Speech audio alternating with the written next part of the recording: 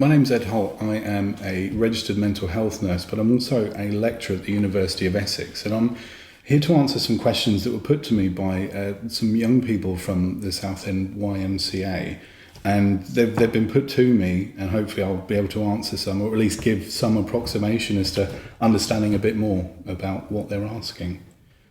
So Nate Duquette asks, what are the positive impacts of music and creativity on mental health? An interesting question, really, because you're tying in creativity and mental health. Now, creativity and mental health, I think there is a certain importance in keeping yourself well, thinking about your own well-being. The creative part is something that ties in very much with what happens really in mental health care.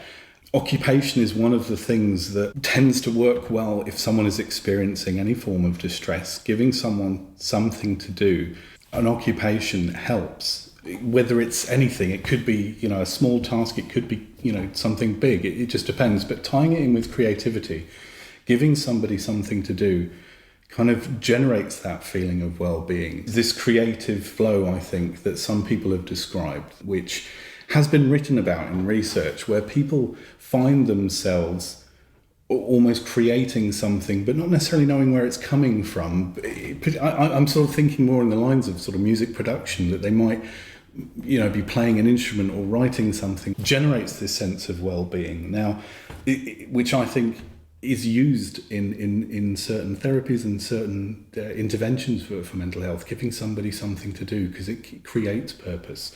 So there is positivity in creativity, and particularly when I'm tying it in with music, people listening to music, it's almost like they're tapping into that creativity that existed. We tend to go along with music, people listen to it and enjoy it, almost that they can understand there's a particular language there.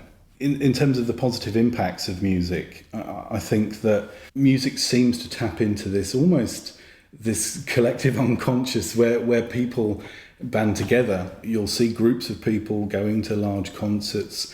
Wherever people are, sort of music tends to happen. Football matches, you'll see people chanting, people joining in. There's almost like this connection that people find. Music seems to unite people, and I think there is that connection, and that's part of one of the things that helps with well-being is that connection with other people.